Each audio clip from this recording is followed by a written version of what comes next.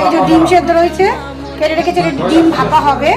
এখানে রয়েছে সর্ষে, পোস্ত, কাঁচা লঙ্কা দিয়ে পেস্ট করে নিয়েছি। 3টে ডিমের করছি।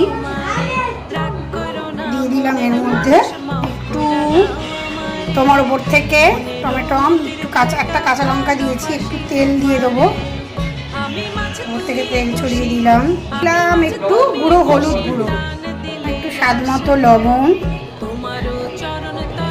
মশলাটা দিয়েছিলাম আর মশলা ধোয়া জলটা এতে দিয়ে দিয়েছি, কষিয়েছি, এতে দিয়ে দেবো ভাপে, দিয়ে ঢাকা দিয়ে দেবো। আস্তে আস্তে ভাপা রেডি। এরপর থেকে একটু সর্ষের তেল ছড়িয়ে দিলাম,